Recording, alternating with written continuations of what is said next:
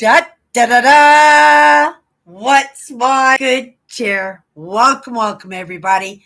Let's give YouTube a couple of minutes to get those notifications out. In the meantime, if you've never met me before, hi, I'm Cindy. I explore the inside and the outside. And today I do believe that I was taking care of both in all honesty. I really felt that I needed to flake out, that I needed to recoup and regroup myself, only because, sometimes I still think I'm 20 years old. Now, give me 1 second here. I'm just going to switch this over to my dark screen. There we go. A little bit better. Maybe not. Let's try something else here. I just learned this the other day that the lighting this way is a little bit better. Hi, you guys. Welcome. And again, if you've never met me before, hi, I'm Cindy. I explore the inside and the outside. I am on my last day off. I am back to work tomorrow in that job that puts the roof over my head. And lots of people in that Monday to Friday, 9 to 5 grind. And I'm grateful that I'm able to schedule my life in a little bit of a way that it allows that space and that time for me to delve into those other interests of mine. This set of days off, I just was not able to do that. I stayed in the mindset in the background, but I stayed in topics today in some of those other interests of mine, those interests that spark my curiosity, that I feel is definitely tied into what's going on with the world right now. And, in looking for those solutions, I don't compulse in looking for those solutions or looking for those answers. I've come to the idea that, a lot of these things that go on in my life, it is circumstance and what's the word? Randomness that these solutions come across my path. Lots of times I don't even look or I'm not even searching out a certain topic, but I'm looking at a problem. And sometimes in the conversations, the experiences that I'm having, the people that have come across my path, the content that's being suggested to me online, some of the problems that are going on in my life or in the conversations that I recognize that other people are having going on in their life, that this is how this information gets to me. I'm not searching anything else, but sometimes, right, the curious mind takes over when that circumstance of chance, that little bit of serendipity, those breadcrumbs, those little random chances that sometimes seem kind of far fetched, and yet in your life, there they are. And you have to question these things when they seem out of place, when they seem not so random. And those are all where the clues lie. And so, in those clues, I really got it that Cindy, you need to flake out. But that guilt and that shame in me, and that's the programming of my childhood. And, it was meant to keep me stuck. It was meant for me not to step out into topics or understandings that maybe somebody else felt that were not for me or I was not capable of, or never thought that I was going to be that one. If anybody were to look at this dynamic family that I grew up in, my amazing sisters, everybody would have said, it would have been my sister Tracy who would led the charge. Not that I'm leading any charge, right? But I am in control of my own actions, and I am in control of those interests and those curious moments that I have when these things happen in my life. And it's up to me. We talked a little bit about choices, and I could choose to ignore it, or I could just say, that was just happy, happy chance, luck. It was coincidence. Or I could look into it a little bit more and say, isn't that strange that that happened on this day? Or this happened when this just happened. And you look at that randomness. I mean, you look at the chances. It's kind of like when you go to get a lottery ticket and you hit the little lottery and you hit a little bonus. And then the next day you go try again and you hit the bonus again. You go, wow, 2 days in a row. But then the very next day you hit it again. You go, okay, right? If this happens tomorrow, we really gotta, right? Delve into it a little bit. And then it happens again, right? And maybe in those 5 different days, it was just a reminder for you to get on something or to pay attention to something. But then because you didn't catch it the first time around or the second time around, that opportunity for something different, something exciting, something new, something that was meant to happen becomes a missed opportunity, right?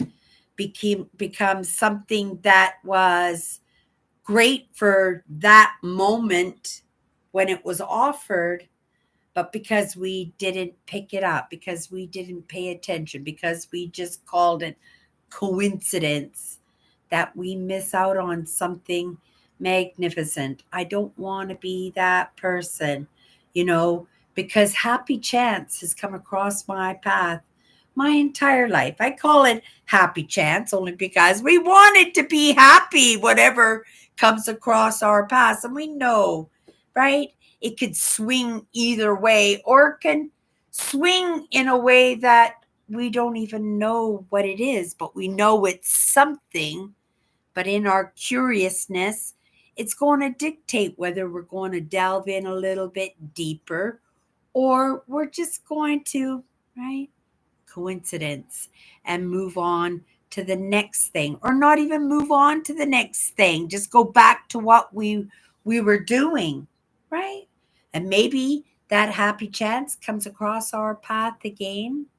Sometimes it's a missed opportunity and it doesn't come across our path again, but it's always in our choices.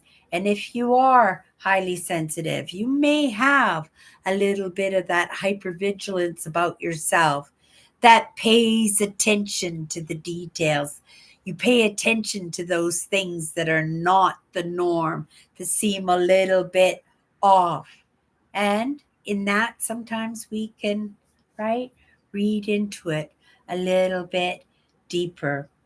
Today was my day off, and I read, relaxed, do nothing. But again, being the nature of my own being, I know that the guilt and the shame surfaces because, right, I got things to do. I got goals. I've got um, limiting beliefs that I need to overcome and get on top of because, right, that's where my movement lays, in those lessons that help me out so much, right?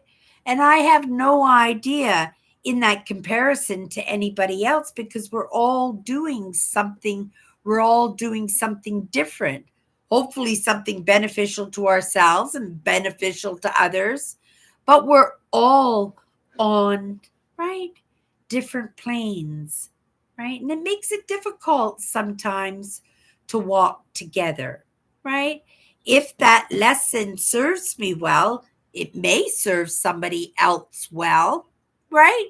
And I have picked up lessons myself from others because I can see in the evidence in their own movement and in their own lives that it works. And so I give it a shot. That doesn't necessarily, just because it works for somebody else, that it'll work for me. But, right? You don't know until you give it a shot, right? So it's in that little bit of experimentation.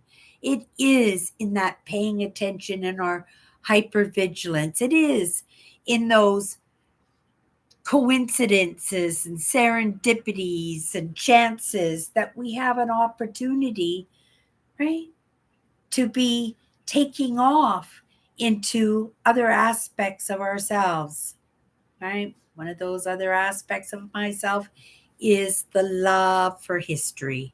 So I was flaking out for my days off. I did rest. I got the basics of what I needed to get done, but I couldn't even get into the lessons too much today. Like I said, I had some thought leadership going on in the background, just in some mindset, keeping it tight, keeping it simple and to the point, and there were lessons in that too. But delving into some of those other topics that I love, and one of those is history. And so I was kind of looking at the aspects of extinction, and the topic came across my path this morning of, you know, how whales used to be land animals. That's true. They came from the ocean, they came to land, and for whatever reason, they ended up back in the ocean again in their evolution, right? Which I found very curious. And in going in and watching that video, and I knew a little bit on that topic, right? It just led me into something else. And of course, right, being a big fan of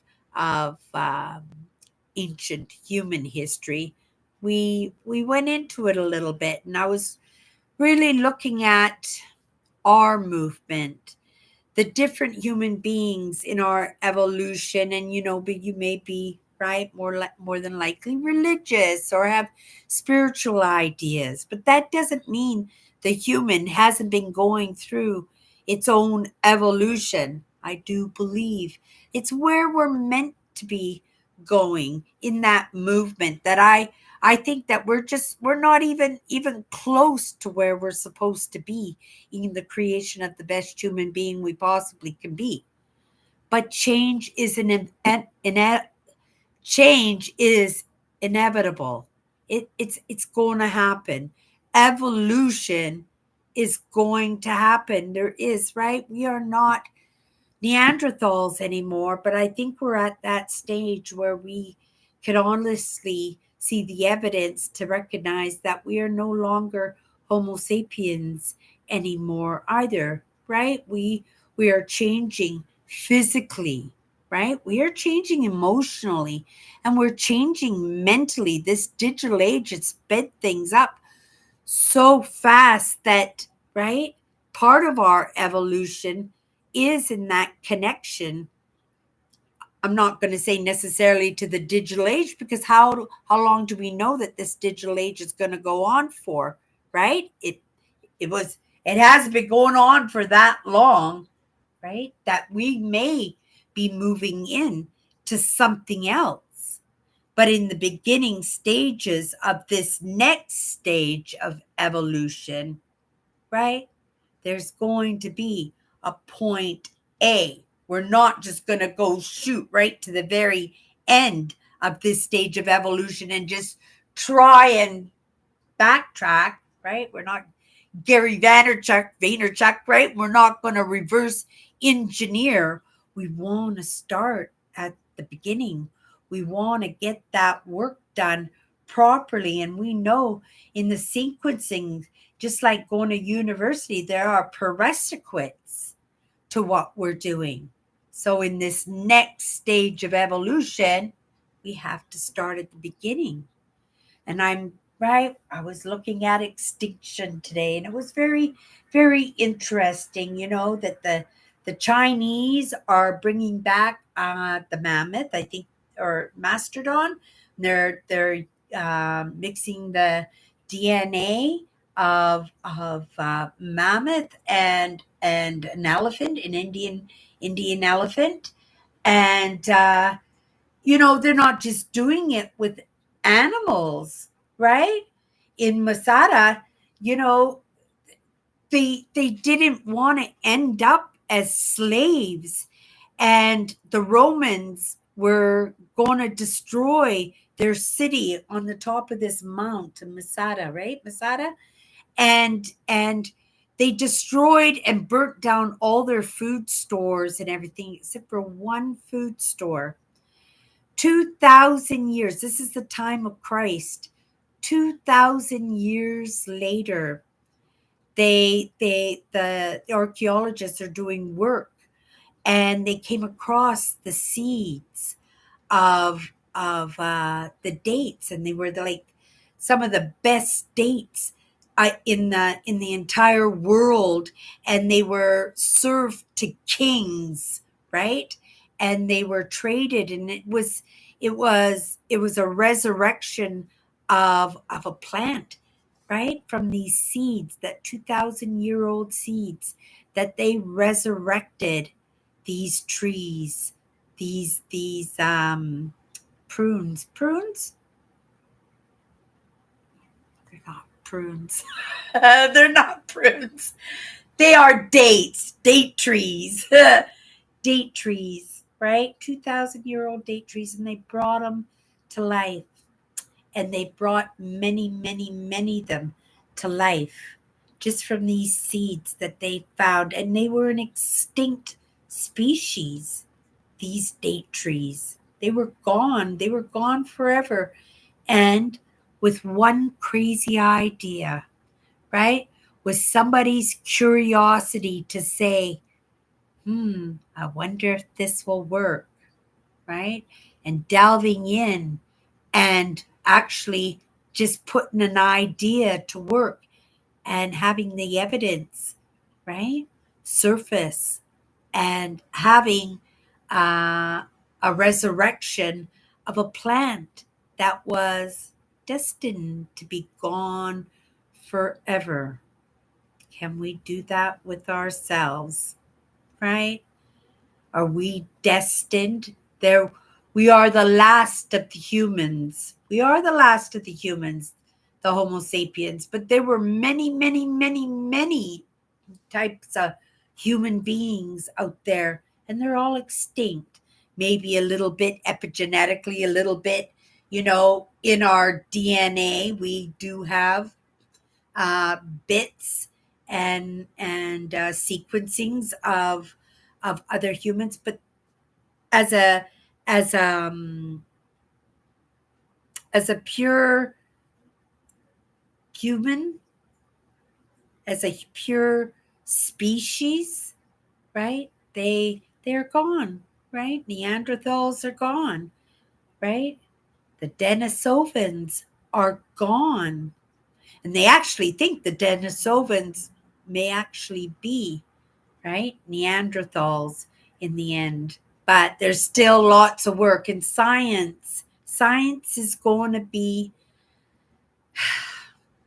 key in bringing that evidence to the surface. And, and going back to what I was saying, if we had that information, right? If we allow our curiosities to take hold, if we can little bit some foreshadowing, where we look into the future a little bit and look at the possibilities of where mankind is going, right?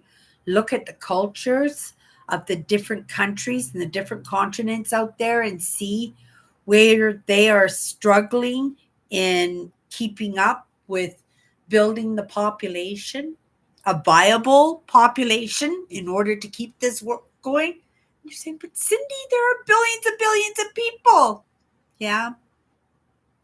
Takes one ice age, couple of volcano eruptions, a meteor hitting the earth, couple tsunamis, couple of viruses, couple of wars, right?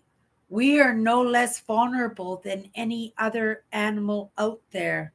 And yet, are we prepared, right? If something were to happen to us, is there an opportunity? Is there any preparation? Are there any tools to be had in order to secure the human race for future, right? Knowing, right? It's not Cindy that's looking to survive, right? I suspect this is going to take a more than a few generations to accomplish, right? But there are other parts of me, right? There are other parts of me.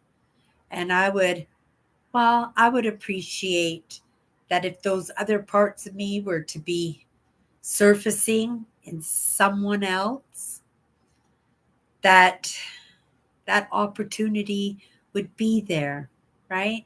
For every soul out there to have that opportunity to be able to recreate themselves and have an opportunity to build in that relationship that we're just starting to build now, right? In my understanding, this is the beginning. This is all new to me. And in that creation of the best human being I possibly can be, right? I think it's a little bit of teamwork between me, right? And those other parts of me. And if Cindy wasn't here, where would those other parts of me be, right? Fighting for another opportunity to surface in maybe a human that might no longer be here, right? Start all over again, surface in something else that is evolving, right? But it's going to be in our choices. I was delving in other interests today. So I was delving a little bit of that human evolution because, like I said, I do believe a lot of what's going on in the world right now is that knowing that we are moving in that. It's not like those other parts of us have not been through this before. But I've never been through this before, right? My sisters have never been through this before, right? And to have that little bit of understanding, and I'm so grateful to be able to wake up to some of these ideas that, right, that I have the opportunity to better prepare myself, right? Better prepare myself to make sure that going down, right, the line, whether it's my nieces, my nephews, their children, or those other parts of me, that we have a better opportunity to transition to whatever we are going to be transitioning into. There is a grand plan. Do I know what that grand plan is? No, but I do believe those serendipities, those breadcrumbs, those, right? Those head whips, right? That curiosity would be perked a little bit if I was meant to be filled in on that information. Okay, you guys, I don't know where that came from. It always comes from somewheres. Hope it serves somebody out there, right? Because we can stir the pot, right? We can turn something that's actually natural, right? Right? Menopause is not fun. It's natural. Everybody's got to go through it. That change of life, right? In our own evolution and in, right, bringing about change for ourselves. We can do that. We can do menopause. That is not fun, you guys. Oh my goodness. No, it is not. But it is change, isn't it? Yeah. It was some serious change. Okay, you guys. One powerful word of these 54 powerful words, just a couple of minutes. First perspective that comes to my mind. And I pulled out 2 cards, so we're just going to take the top card there. And there you go. In the creation of the best human being we possibly can, right? I know that's where I'm butting heads, right? That's where people who believe that they have evolved past the human, or they look down at the humanness of us, or they blame us for everything that goes wrong in our lives, or they blame us. I'm just saying us as a human, right? For the miserableness that we can easily delve into when things are not going our way, when we don't see the light at the light at the end of the tunnel, when it feels too hopeless or too heavy or too impossible, right? Creation comes from that struggle, right? Right? That's what struggle is. Struggle is the mess of creation. It's the beginning, it's the process, it's the moving in. Because in creating, we are building, right? In creation, it requires change, because creation is something that has not surfaced before, right? It hasn't surfaced before.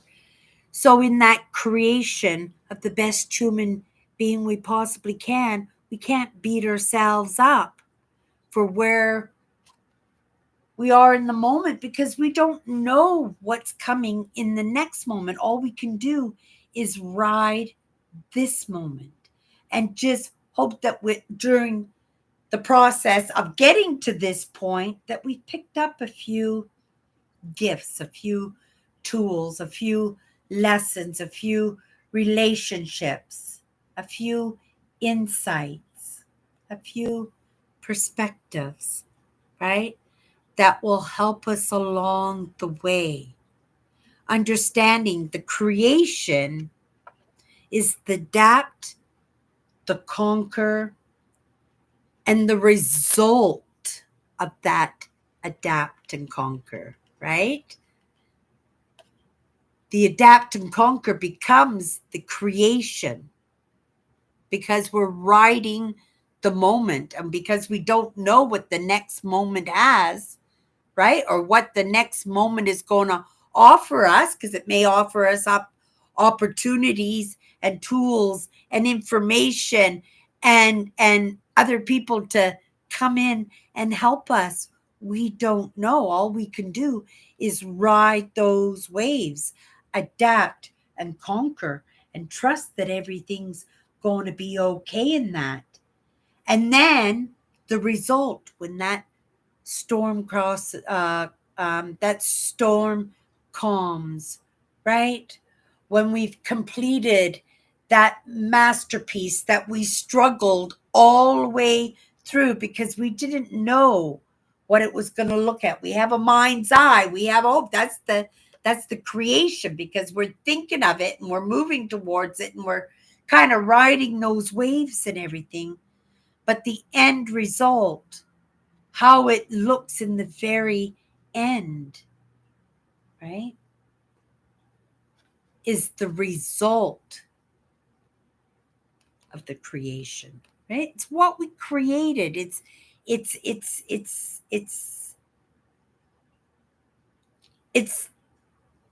the thought, it's the mind's eye coming into physical state. And it doesn't always look like what it's in our mind's eye. The picture, right? We try to do our very best to make it run, look, and present itself the way that we would like to see it happen. I used to do uh, weddings, and I was married to somebody in the military, and they'd always have these little backyard weddings all the time before they would be sent off to tour or out to the field or something. And I would get a little bit of money from the couple and say, what kind of wedding can you do with this, right? And I would make the cakes and the decorations, and sometimes I would have decorations left over from the wedding I had done before, and I would, right in my mind's eye, I'm thinking, how can I create the most amazing experience I can?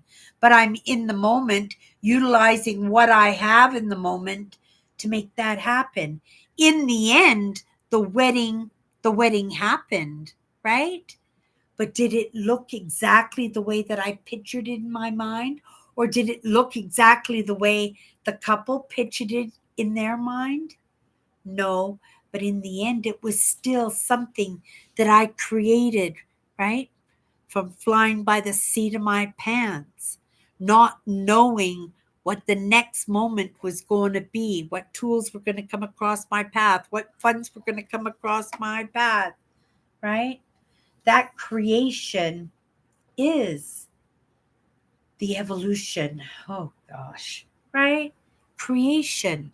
We're creating the best human being we possibly can, right?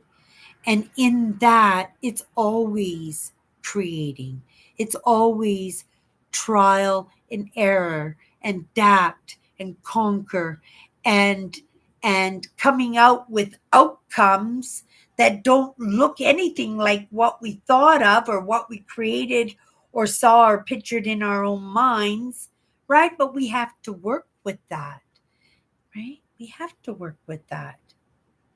And it might not be perfect, but as long as we're creating, we are moving forward because it's something new, isn't it? And I would always like to be creating in some way, right? If I wasn't creating or didn't want to create in some way, right, my channel would have gone bye bye a long time ago. I wouldn't have fought for it so hard. This is my creation. I'm adapting and conquering. And in my mind's eye, does it look anything like what I intended it to be? Not even close. Not even close. But is that stopping me in that creation?